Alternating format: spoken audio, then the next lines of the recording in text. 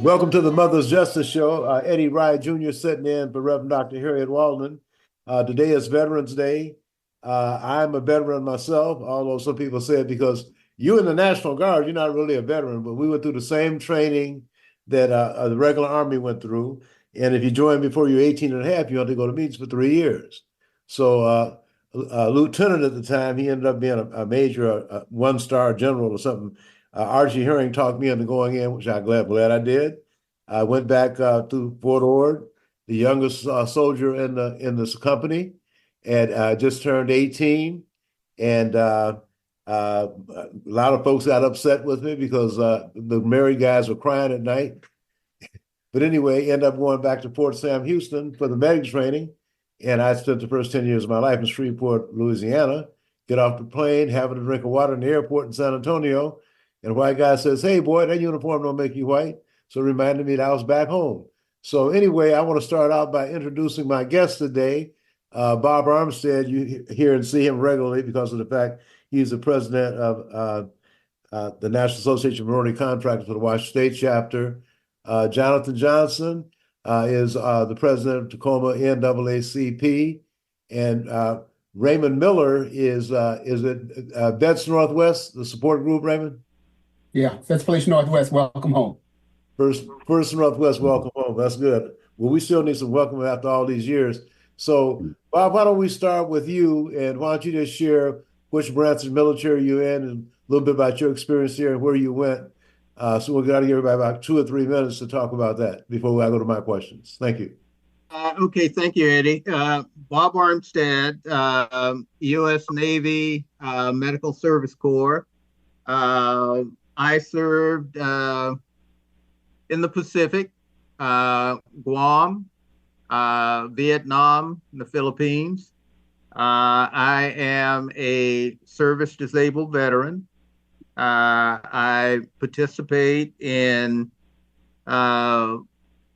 business opportunities through the Service Disabled Veteran-Owned Business program at the Veteran Affairs Administration.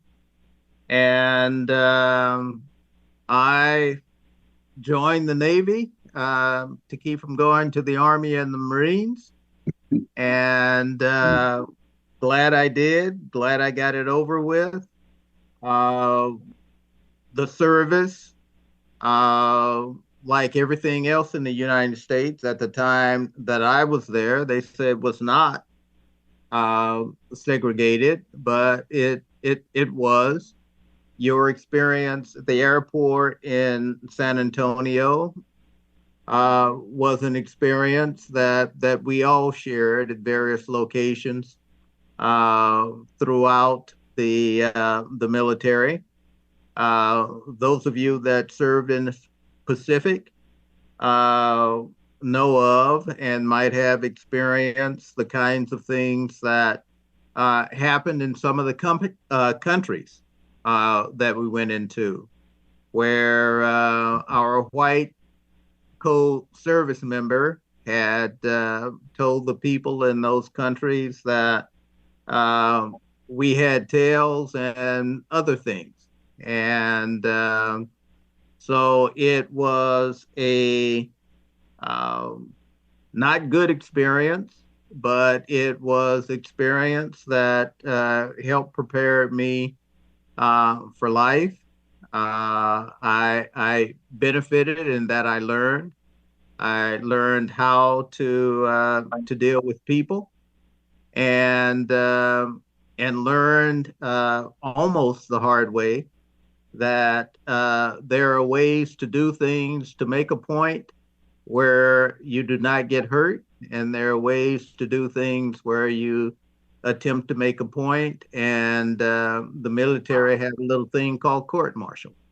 So you learn how to navigate, and we have to know how to navigate today, and before and after our most recent election.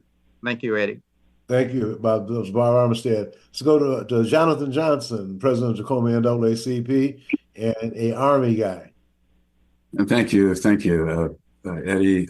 it is a pleasure for me to be here, knowing that each of us has a unique experience in life, and our military experiences were just as unique. So I started off from a little place called Albuquerque, New Mexico, high in the mountains, and before I left home, I won a scholarship for ROTC and went to Arizona State University, graduated there.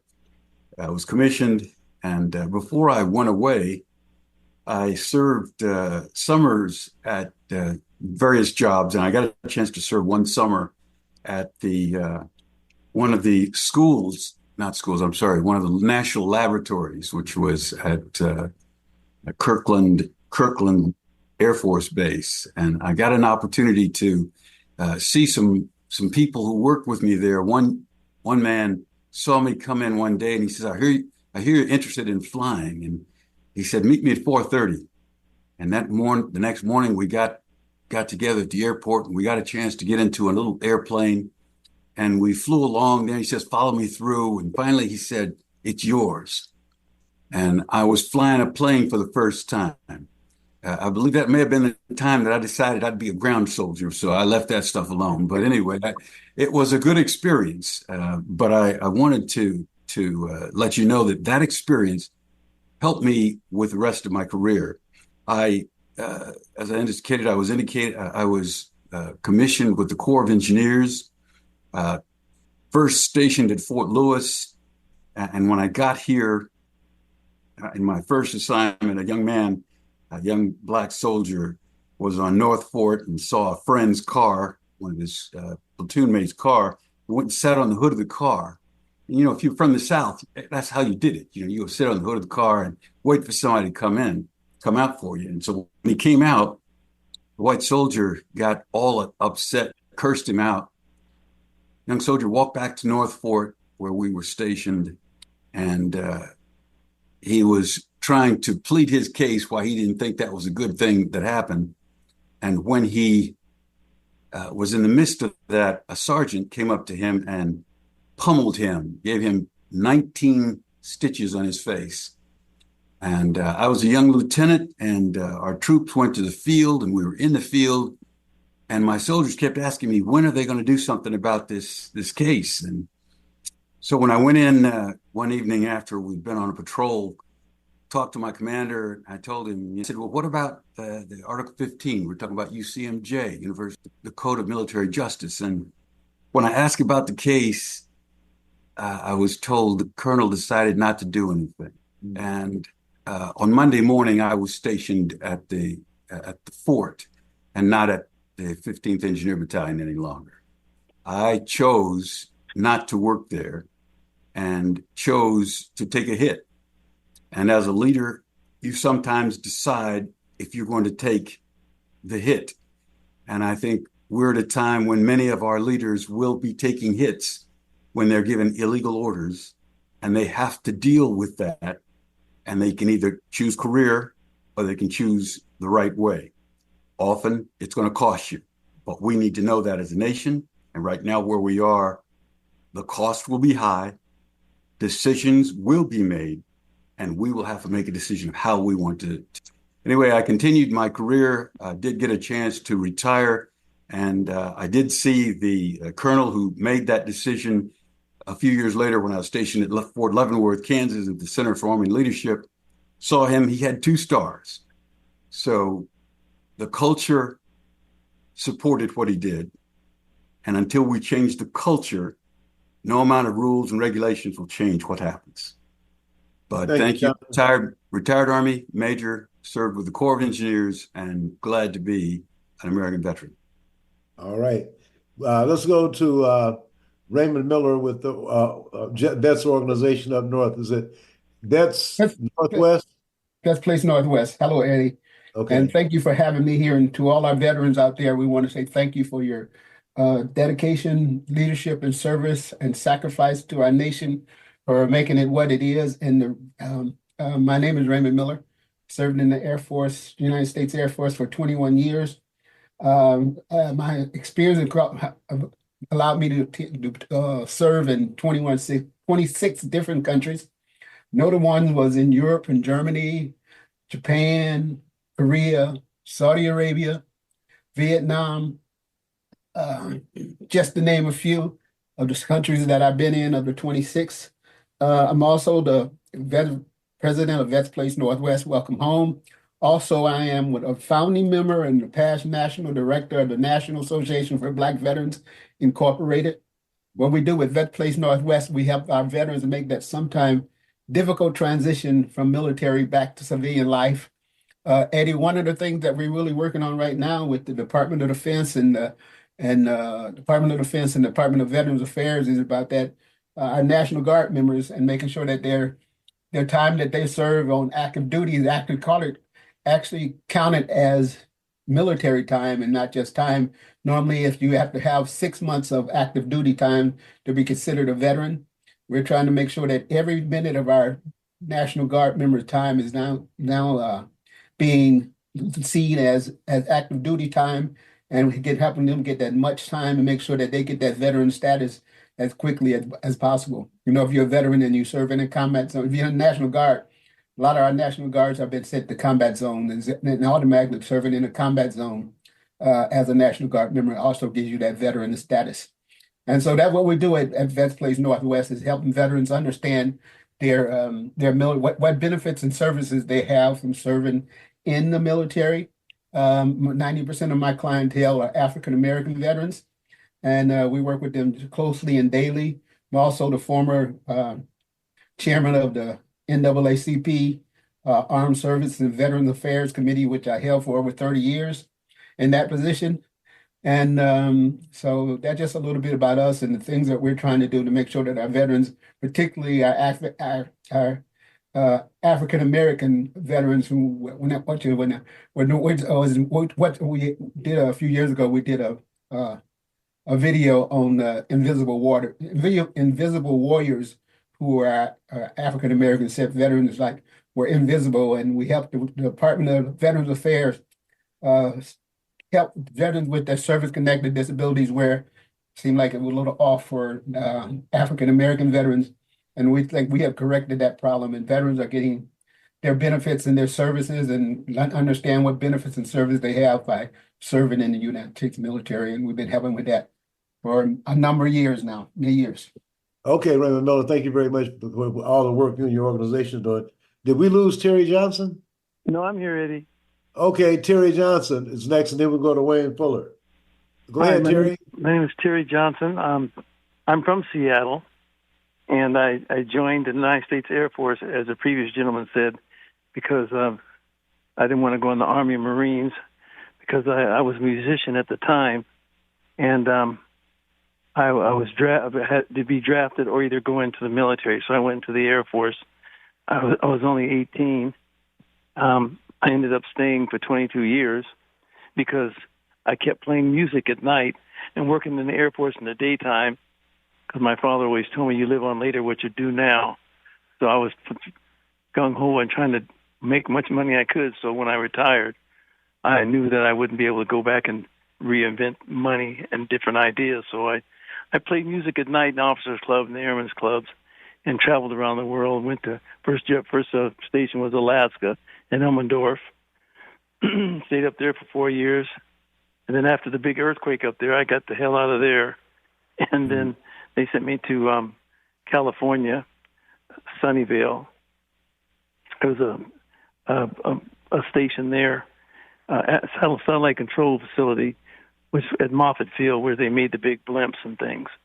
And from there, I went to back to Thailand, and then stayed in Vietnam and Thailand and served over there, where the Air Force sent me to linguistics school and taught me how to learn Thai. So I spoke Thai for the government and negotiated the airports and the bridges and stuff in Udon, Thailand, which is 300 miles north of Bangkok, and worked up there for 4 years. And then came back to Seattle at McCord, where I started playing music again here and serving in the Air Force and became a recruiter. Had an office on 2nd and Union, and got to see all my friends back here in Seattle. I was very fortunate. But I also learned that one of our biggest problems as African Americans was learning how to have access to capital and learn how the financial system works. Because I was learning through my experiences that it's not how much money you make, it's what you do with it. Yep. So I decided to go back and get my credentials to become a financial planner, and that opened up a whole new world for me. I started helping people in all walks of life, not only for them, but for their extended family. And Sherry, we gotta go to Wayne Fuller. We're almost out of time. Okay, I'm sorry. You military Thank stuff. You, Thank you very much. We have to have you on the radio program to talk about the financial planning on Urban Forum Northwest. Wayne Fuller was responsible for putting together the Veterans Activity yesterday at New Beginnings Christian Fellowship. So go right ahead, Jay Wayne, but you have to unmute first, brother. Okay. Good afternoon. Yeah, I am retired Lieutenant Colonel John Wayne Fuller. I joined the Air Force in 1983, enlisted, and I served 4 years active duty, and I separated in 1987.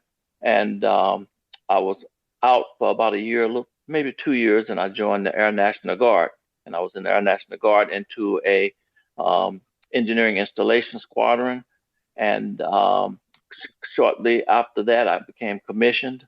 And I boast one of my accomplishments is going from E5 to O5.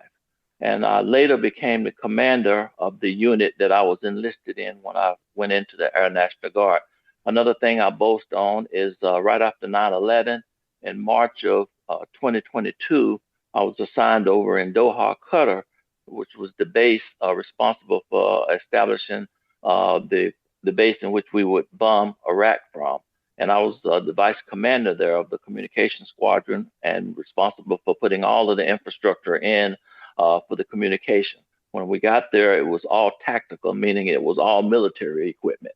And then when I left, we had transitioned over to the AT&T, and then we were running on commercial networks. We still had some comm over there. I retired as a lieutenant colonel, and I was just happy to serve. And I had a lot of experience and went to a lot of places. Just like Dr. Miller mentioned, it awarded me a lot of opportunities. And since I retired as a veteran, I received some of those same benefits that I earned. So I know we're short on time, so that's just a summary. If you could just go ahead and just let people know what you did yesterday at the program at New Beginnings Christian Fellowship, because we know that other churches had these, and I just want to acknowledge your work, congratulate you for that, and thank you for doing that. Thank you. Yes, I am the lead for our Veterans Day program, and basically the veterans are primarily responsible for all of the program activities, from the welcome to the altar prayer and to the veterans program in and of itself. And so I orchestrate that, and I go out and lobby for veterans within the church. I try to get new faces to participate in those roles. And we acknowledge our prisoners of war, our MIW, missing in actions, POW MIAs, and we have a display, and we share that with the church, what all of those elements reflect and what it means. And then at the end of the service, we recognize all of the veterans by playing each military service song. And as the service song is played, the members come forward, and we give them a couple of commands, and we have a deacon who is a non-military member pray for the veterans and their families. And then we conclude with a reception in our Jackson Ancorn Fellowship Center, where everybody comes out and fellowship with the veterans. So I enjoy doing that, and it means a lot to the church. It means a lot to the veterans. It means a lot to the community. Well, Major Fuller. Colonel, I'm sorry. Colonel. I was just a private, so I have to respect my officers. But anyway, I want to thank Raymond Miller, Terry Johnson, Johnathan Johnson, and Jay Wayne Fuller. Thank you guys for your service, Bob Armstead. We're going to take a quick break and come right back with Attorney Sheley, Bishop Reggie. I think Pastor Kerry Anderson's going to be on. And Bob, you and Johnathan, you guys can hold on because we're going to be talking about something you'll probably be interested in. But they will have the floor first. So Eric's going to take that break and come right back. The Mother's Justice Show is brought to you by H.G. Walden and the Virtues Healing Circles. Join us for Wisdom and Wellness with Reverend Walden, a monthly virtual and in-person healing circle that focuses on community healing and growth. Learn more at virtueshealing.com. That's virtueshealing.com. Also, be sure to join our healing group on Facebook. Again, visit us at virtueshealing.com today. All right, this is Eddie Wright back at the Mother's Justice Show for Reverend Dr. Harriet Walden, who is taking the day off. But anyway, the next segment of the show is dedicated to where do the word was that we can't go back. And so the question is going to be to my next guest, what do we have to do? Somebody need to mute themselves. What do we have to do to make sure we don't go back any further? Because I can't say, because we've gone back. It's just a matter of how far back we're going to go. So I will go right straight to the area conference president of the NAACP, Attorney Sheley Seacrest Anderson, Anderson Law Firm out of Federal Way. So, Madam President, go right ahead. You're absolutely right. We're not going back. Despite the election results at the presidential level, we're not going back. For the NAACP, we say we're fighting forward. Right? So we understand a lot of people didn't agree with the policies behind Project 2025. And there was a presidential candidate who was very closely tied to Project 2025. We know that he tried to distance himself and said that it's Agenda 47, but we know here that if it walks like a duck, talks like a duck, it's still a duck, right? And so you weren't able to fool us with what your intentions are behind the policies. And again, for the NAACP, it was never about a party or a person. It's always been about the policies. We are vehemently opposed to Project 2025 that pushes people behind instead of making certain that we all move forward. And so we're fighting forward. That looks like increasing our ground campaign, right? Look at the wins at the state level. In Washington State, our Congress folks, they were able to retain their seats. In Oregon, we got 2 Black women. Whoop, whoop, good for Oregon, making history on that level. And in Alaska is still Alaska. They're still red. But we do have the folks in there that at least on a policy level were able to work with the Alaska lawmakers. We know their positions, but we're fighting the fight in Alaska, knowing what we're up against. Instead, though, what you're going to see activists doing, we're going to turn it into state advocacy, right? And so although the federal policies are very red, very conservative, very puts profits over people, you'll see at the state level, activists are pushing on the ground how we make certain we move our communities forward without leaving anyone behind. That's state reparations. We're working on state reparations. That is making certain that community reinvestment fund is given annually. So far, it's $200 million a year that is earmarked specifically race-based to Black community, Latino community, tribal communities in certain areas, certain counties where we are present. We're going to make certain that that money that well doesn't run dry. We need that every year. And so we're working on that. We've got things at the local level. We got a Black man at the Attorney General's office, not only an Ivy League, but a Morehouse man. Okay, so he understands how to do racial analysis and policy. First Black man ever to hold a statewide election, Nick Brown. And so we'll be able to make certain that when you are passing laws and they want to say that, well, Washington State or the Supreme Court dismantled affirmative action, we need a person in there, a Black person, that can explain, no, the Supreme Court said you can't just check a box saying you're Black, you have to explain. But it did not at all say that you can't consider race, right? We need someone that's able to interpret and push forward what's needed for our communities.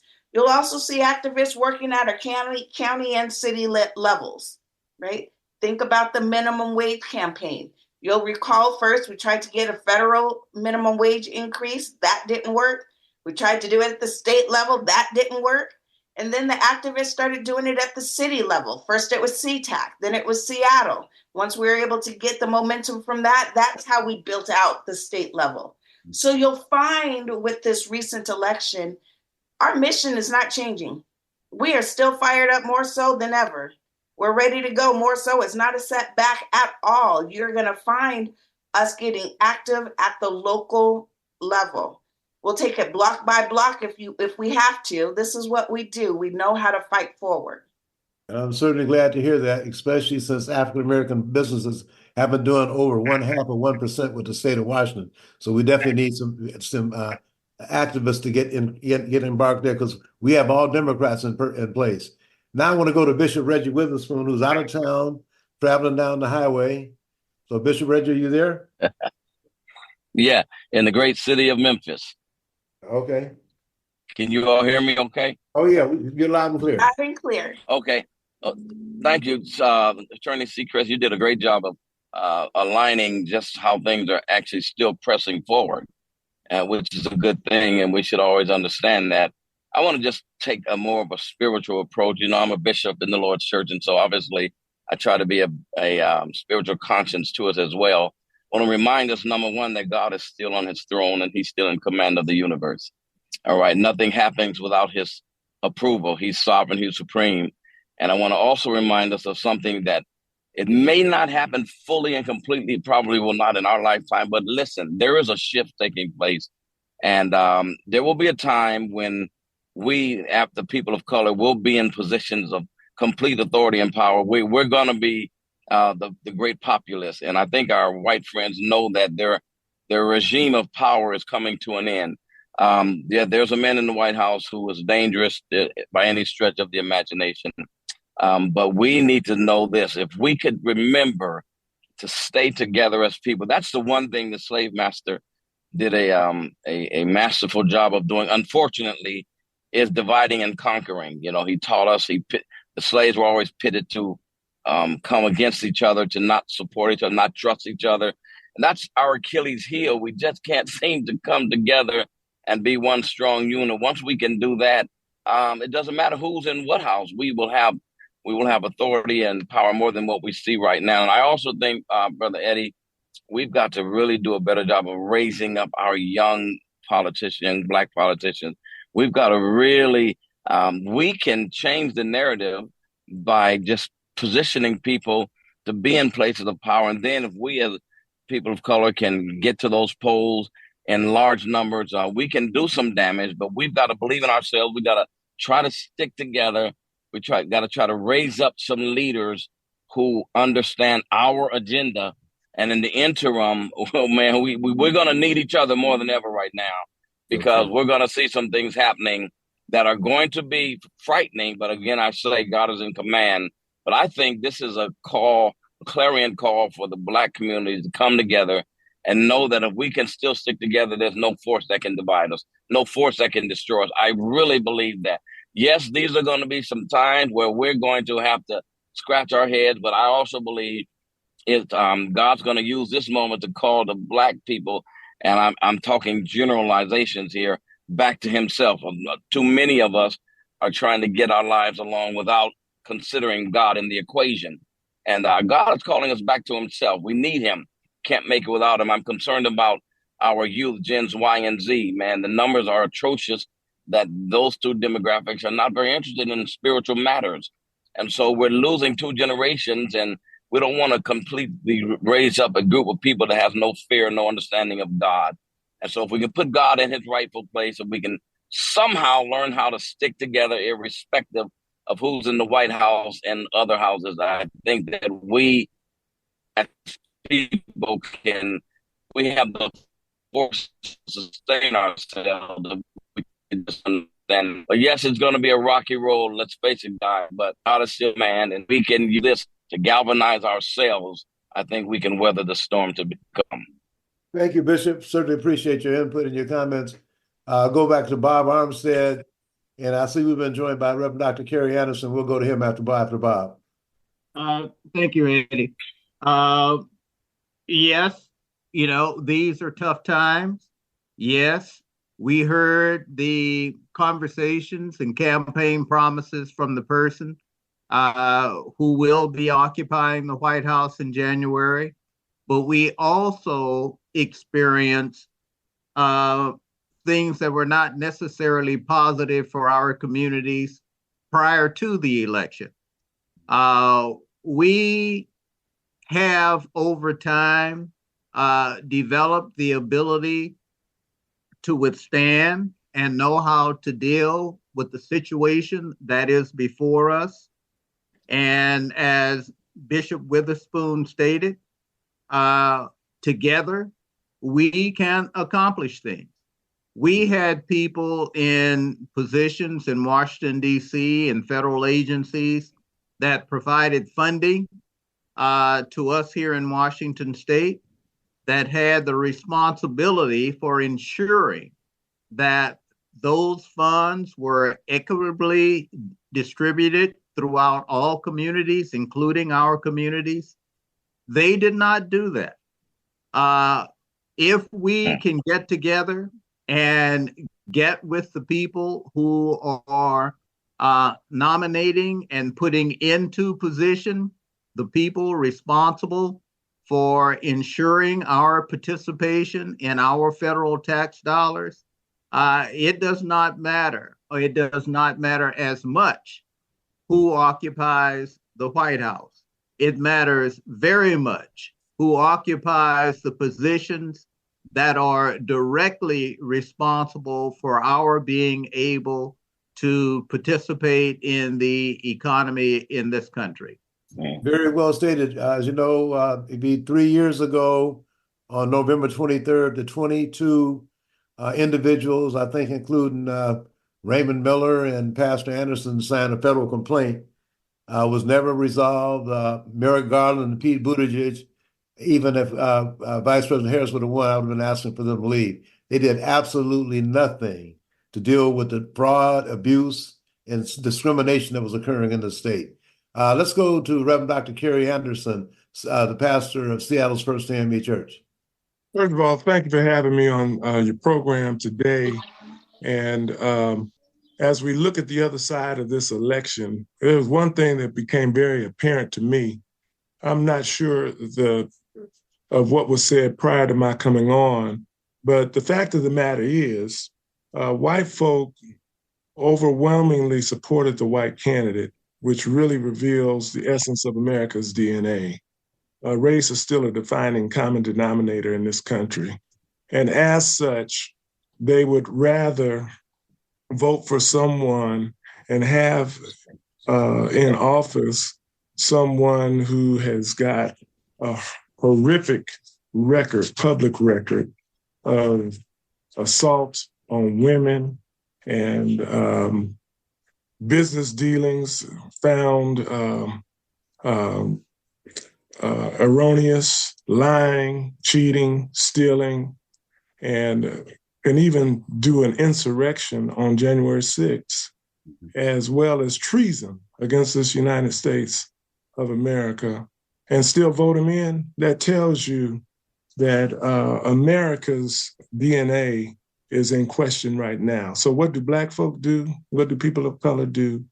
What we do, we keep on doing what we've always done. We've always been people of protest. We've always been people to fight. We've always been people to show up and show out and to speak truth to power. And this is what we need to continue to do with number 47 as he will be taking office. Well, it's interesting to note that one of the first things he wants to do is to have a major deportation plan, and has already hired his czar for that position. But what's left on the table is how it's going to be funded. And I'm waiting to see how that's going to pan out, because you just don't put people on a plane and fly them somewhere without funding. So it's going to cost America a lot of money to implement that plan, first of all, let alone some of the other things that's going to skyrocket the economy.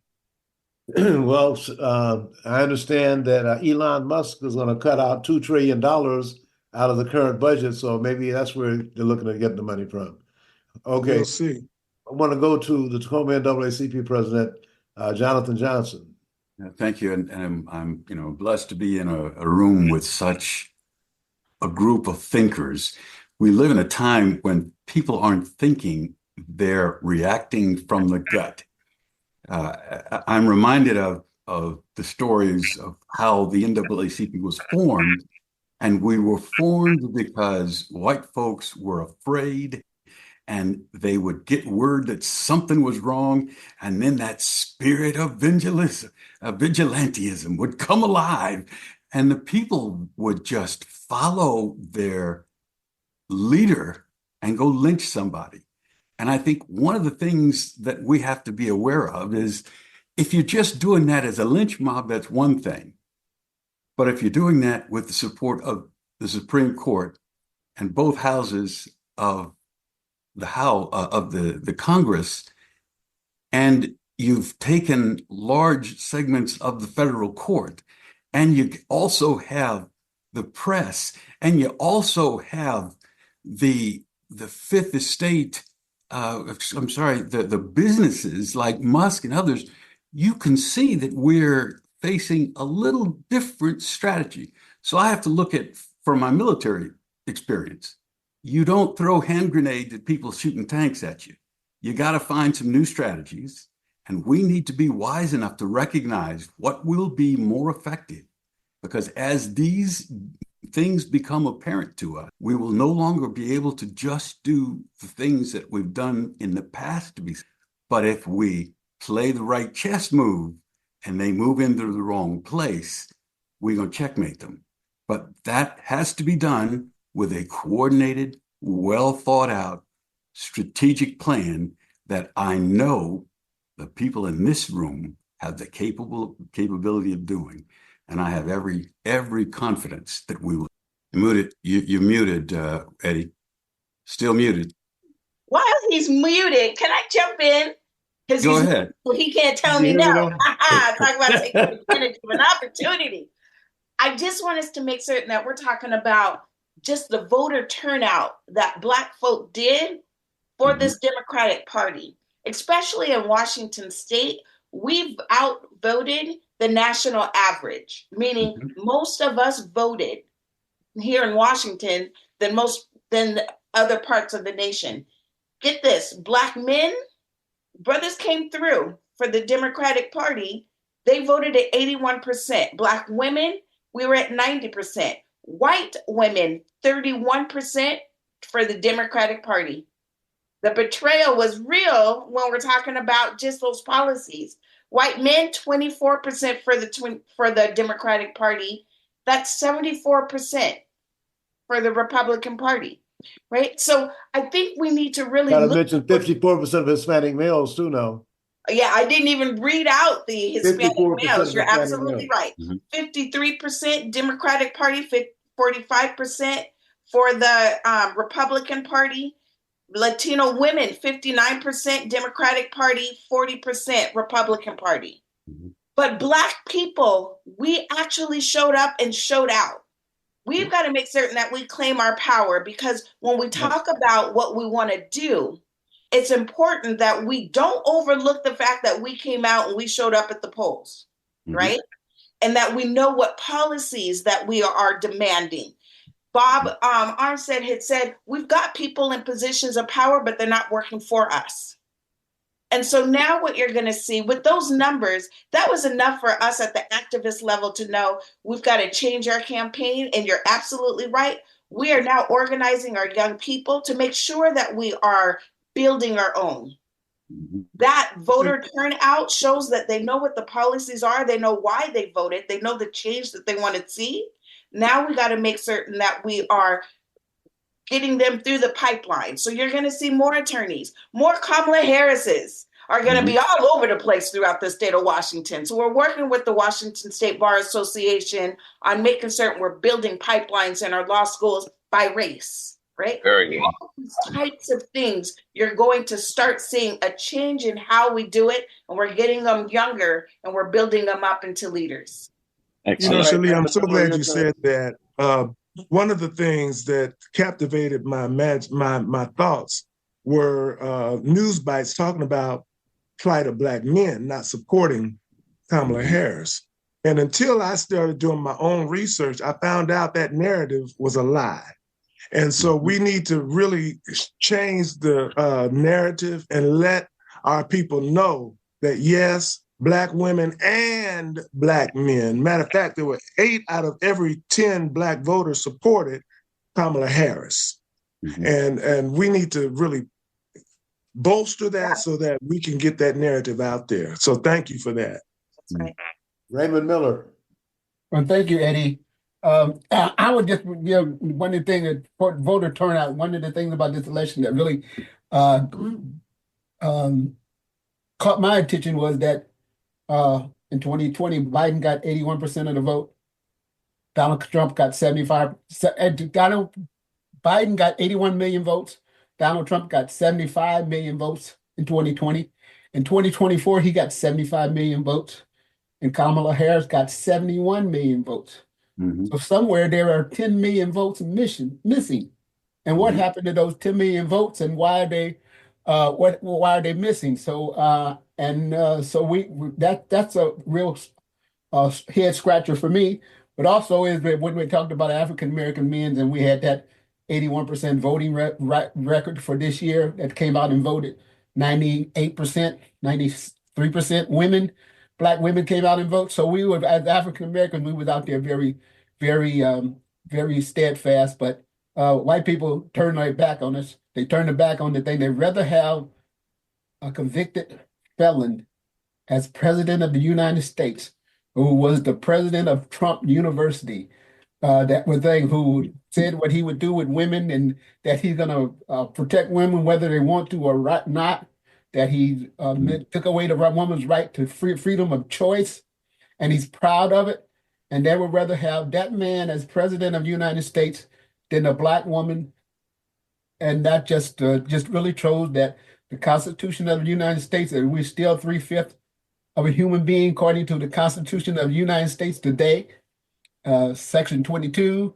So we got to keep on moving forward. There's a lot of work. As Black people, we've come a long, long way. But we have a constitution that has been written to discriminate against us, and they are using each and every day. And the Supreme Court has a 6-4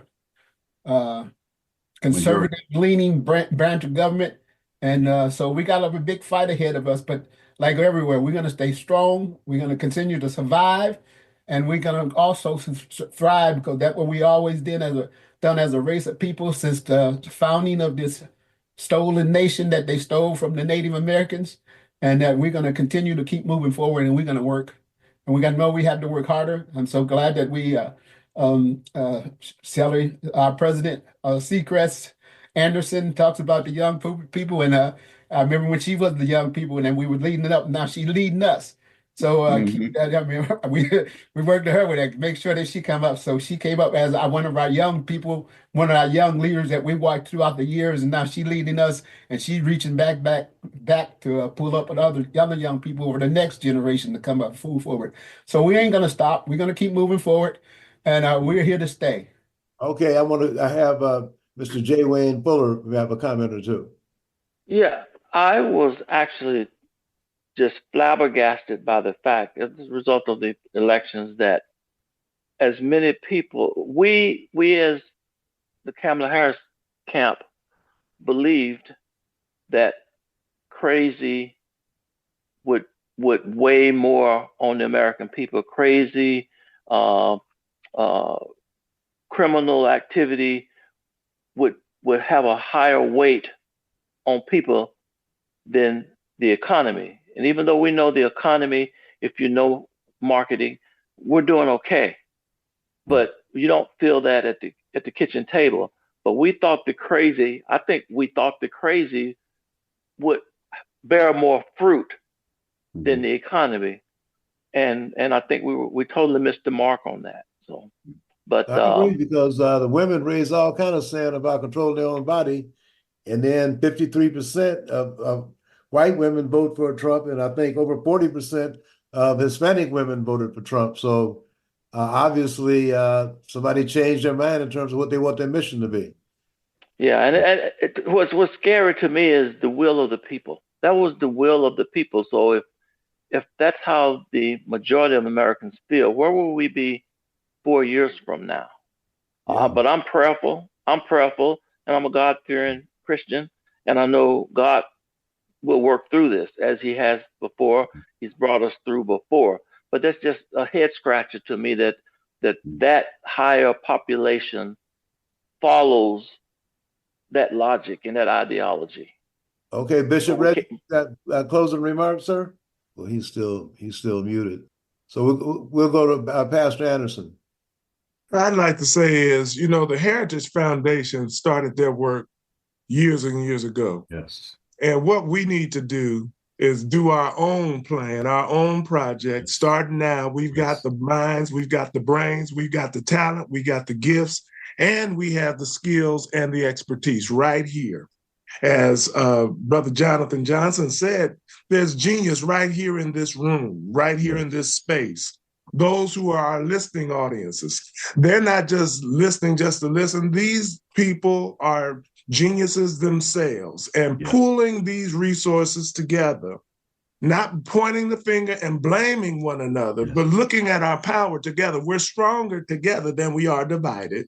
And we have to allow those things be the guiding principles that will be our North Star to move forward and to move ahead. That's my story, Eddie, and I'm sticking to it. All right. Did Bishop Reggie get back on? He's I think en route translation. Bob, you have a closing comment you'd like to make? Yes, I do, Eddie, and thank you very much. And thanks to everyone who participated in your program today. There are two things that we have to recognize. One, this is all about race. When you think about it, all of the proposals for going forward that the president-elect put out there, Social Security, Medicaid, you go down the list. Obamacare. There are more white people that will be negatively impacted by the changes in those programs than us. You think about the situation with women. There are more white women that will be negatively impacted by the change in women's health than with us. But we have another problem, and one of your guests mentioned that, it's the media. The media is not on our side. The media is allowing people to think that by supporting Trump and other people like him, they are hurting us, when in fact they are, but they're hurting more themselves than they are us. Thank you, Eddie. And they will never acknowledge it. Eddie, can you all hear me? Reggie's back now? Bishop Witherspoon is with us now. Can you hear me now? I'm sorry, I'm on a back connection here. We got back into this meeting. We just wanted to say as we go ahead. Can you hear me okay? Just Yes, wanted to say really quickly as we close out that this is going to bring out the resiliency of Black people.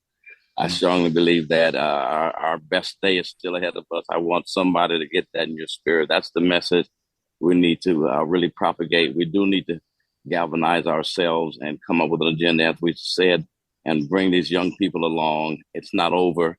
Our best days are ahead of us. Let's just use this as an opportunity to be innovative, ingenious, and to continue being resilient, and know that no weapon formed against us will prosper. We are like Israel. God's hand was on Israel. They went through some things, but they came out victorious. That's the word I have for Black people. We shall come out of this victorious. Thank you, Bishop. Yes. Pastor Gary Anderson. Sir, I already said my piece, so I yield the floor to my colleagues. Okay, anybody got closing remarks on the panel? Go right ahead. Just one thing as well. Oh, go ahead, Jonathan. Initially. The key that we've already mentioned is if we had 100% of African Americans doing what we needed to do, we wouldn't have enough. We need to make sure that we enlist Reach. and work and continue to develop those relationships with those who haven't drank the Kool-Aid so that we can all get to the promised land that we all want to have. So yes, let's do this. We can do this, but we're going to have to reach outside ourselves and find out why they think the way they do, and find out what information might be missing, and see if they can make an intelligent decision. How do we change the minds of the will of the people? I love that. And fighting forward, working with more people, broadening our base. Yes. Is an excellent game plan. I just want to also remind everyone, race is at the table right now. We're going to see that now more than ever. It's alive, and no one knows how to fight it better than the NAACP. This is what we do. We are organizers. All of us on this are organizers.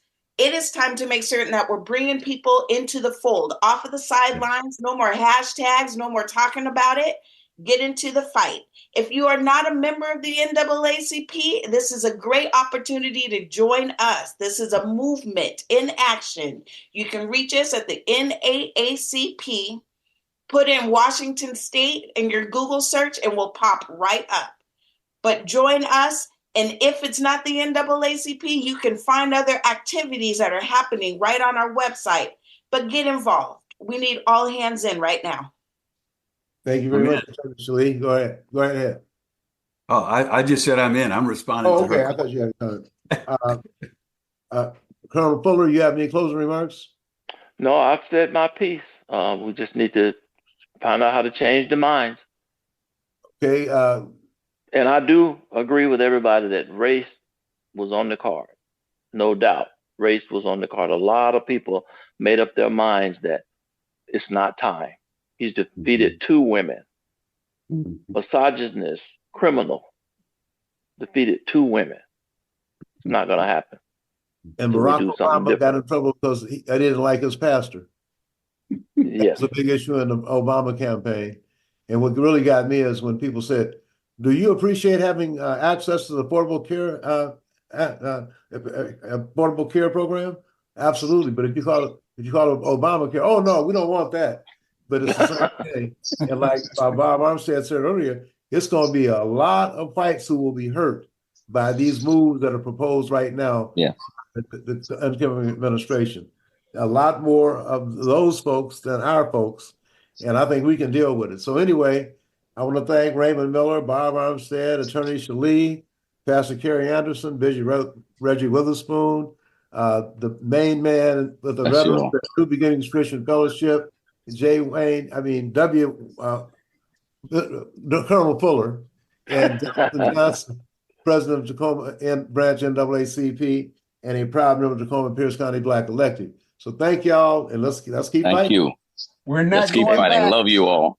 All right. Amen. I agree. We're not going back. Okay. Not going Thank you, everybody. back. Appreciate you. Good night. Nice chat. Okay. Thanks, Eric.